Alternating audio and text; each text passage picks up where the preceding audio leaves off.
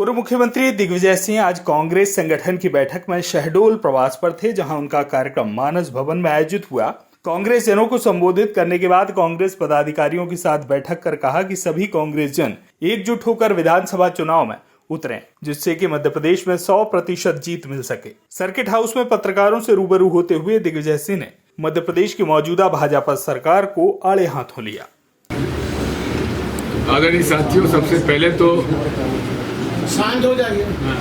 क्षमा प्रार्थी हूँ, काफ़ी देर से पहुँच पाया, काफ़ी लंबा सफ़र था।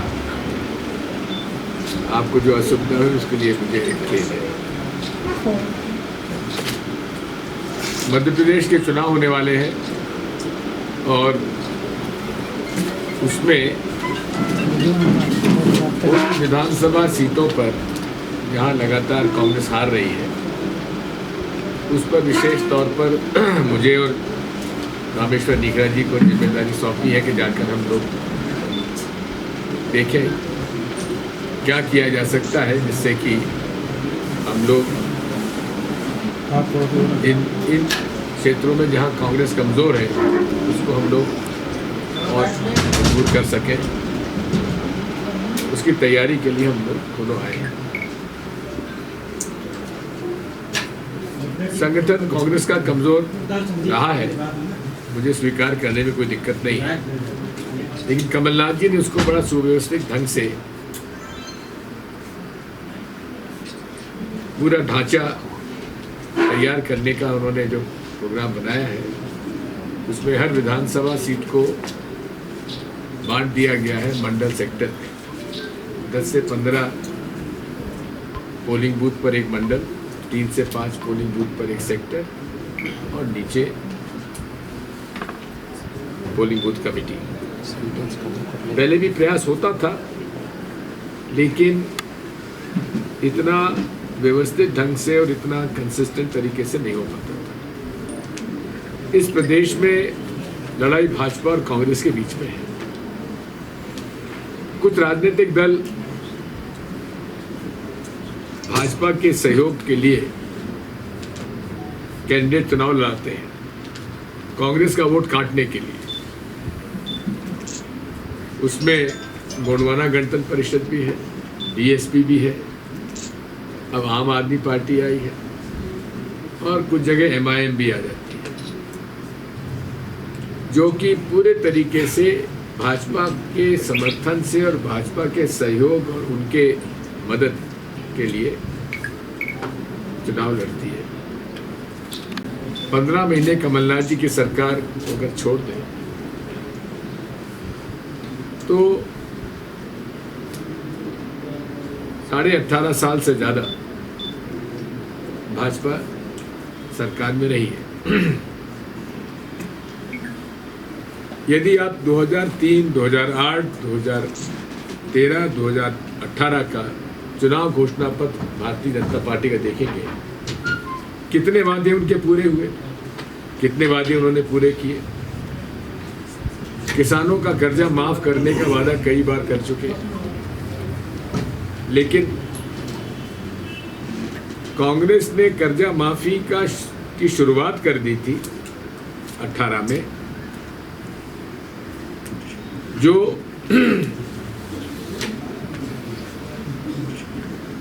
ओवरड्यू किसान थे उनके तो 2 लाख तक के कर्जे माफ हो गए थे, और ड्यू किसानों के भी कर्जे 50,000 तक के माफ हो गए थे। 1 लाख, 1.5 लाख और 2 लाख के इस क्रम में माफ होने वाले थे। पहली बार देश में वन टाइम सेटलमेंट, जो केवल बड़े बड़े कॉरपोरेट्स और उद्योगों का होता था, किसानों के लिए भी कमलनाथ जी के पहल पर आरबीआई से चर्चा करने के बाद वन टाइम सेटलमेंट में काफ़ी राहत किसानों को मिली थी।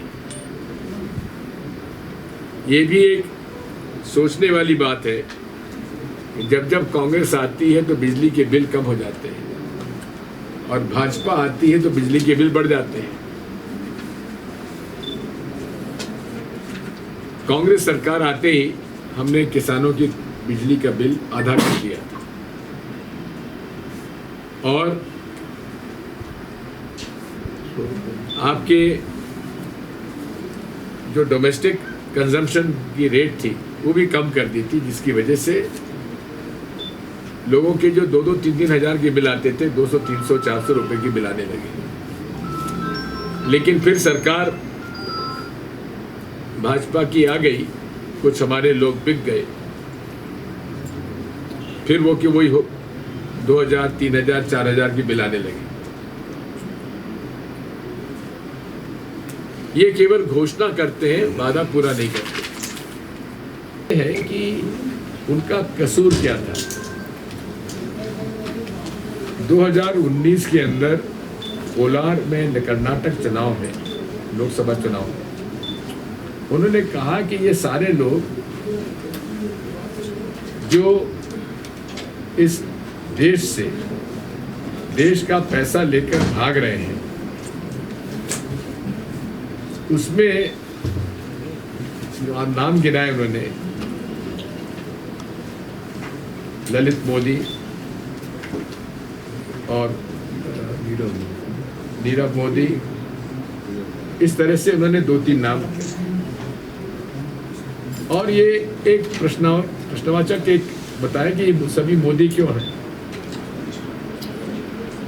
अब एक व्यक्ति ने, 3-4 व्यक्तियों ने, लेकिन एक व्यक्ति ने सूरत में कहा कि हमारे मानहानि हुई है। मोदी कोई जात नहीं होती है, क्योंकि मोदी सरनेम में पारसी भी आते हैं, जैन भी आते हैं, वैश्य भी आते हैं और ओबीसी भी आते हैं। किसी समाज के खिलाफ कोई अपमानजनक बात नहीं की। और जो लोग भगोड़े यहाँ से भागे हैं उनको चोर ना कहें तो क्या साहूकार कहेंगे। हजारों करोड़ का कर्जा लेकर भाग गए। दूसरा सवाल, कांग्रेस इन्होंने टोटल सेंट्रलाइजेशन करके व्यापम के माध्यम से हत्या करनी शुरू की, जिसमें भारी भ्रष्टाचार हुआ, जिसकी आज भी जांच पूरी नहीं है। आदिवासी यहाँ दुखी है, परेशान है। आदिवासियों को ठगा जा रहा है, उनकी जमीनों पे कब्जा किया जा रहा है। जो जमीनें हमने अनुसूचित जाति और जनजाति को बांटी थी, उनके पट्टे कैंसिल किए गए। बड़ी मात्रा में भारतीय जनता पार्टी के लोगों ने उन पर कब्जा किया है। भारतीय जनता पार्टी के लोग सस्ती दरों पे उनसे ज़मीन खरीद रहे हैं और बड़ी इफरादी से कलेक्टर के ऊपर दबाव डालकर परमिशन ली जा रही है, जिसकी वजह से आदिवासी जो जमींदार था वो अब भूमिहीन होता चला जा रहा है। आज तक जो भूमि अधिग्रहण अधिनियम है उसके पट्टे भी पूरे नहीं मिल पाए। इसी के साथ साथ जो माइनिंग के लिए, सिंचाई के लिए, सड़क के लिए जो अधिग्रहण कर रही है सरकार भूमि का, उसमें जो भूमि अधिग्रहण अधिनियम कांग्रेस पार्टी ने लागू किया था 2013 में, कि अगर सरकारी जमीन का अधिग्रहण को सरकारी जमीन चाहिए, निजी जमीन का अधिग्रहण करना है, तो ग्रामीण क्षेत्र की जो सर्कल रेट है, जो कलेक्टर रेट है, उससे 4 गुना मुआवजा दिया जाए, शहरी क्षेत्र में 2 गुना। लेकिन पीछे के दरवाजे से एक ऑर्डिनेंस निकाला गया और राज्यों को अधिकार दे दिया गया कि आप मुआवजा तय करिए।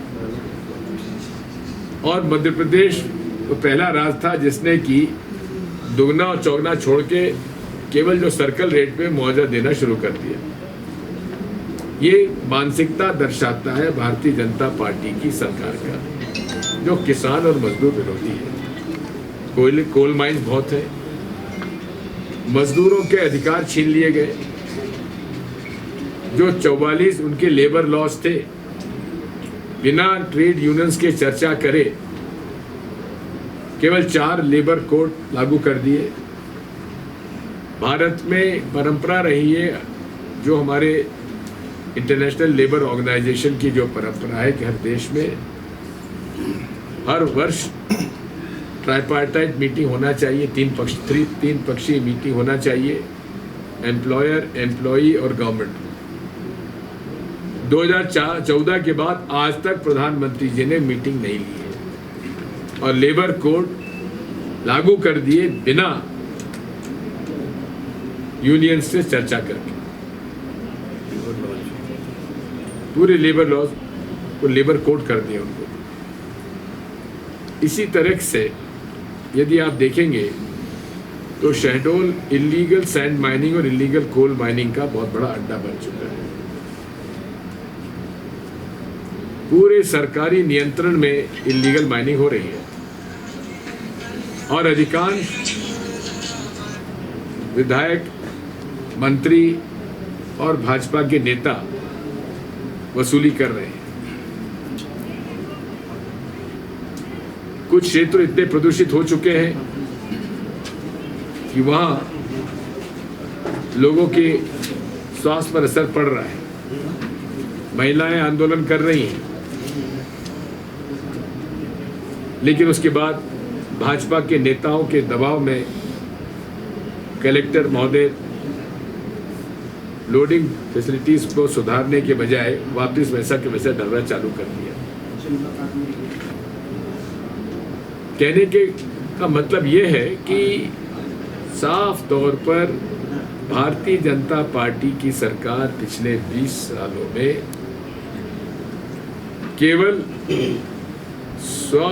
स्वयं के हित का काम करती रही, जनहित का काम नहीं कर रही थी। और आज भी यहाँ कई ऐसे लोग हैं जिनकी जमीनों का अधिग्रहण हो गया लेकिन मुआवजा उनको नहीं मिल पाया। जो रिहेबिलिटेशन, रिसेटलमेंट, पुनर्वास होना चाहिए था वो नहीं हो पाया। आदिवासी परेशान है, उनका हक मारा जा रहा है, उनका शोषण हो रहा है।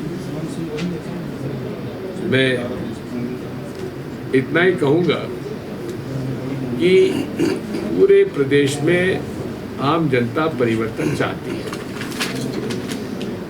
और मुझे विश्वास है कि हम लोग इस बार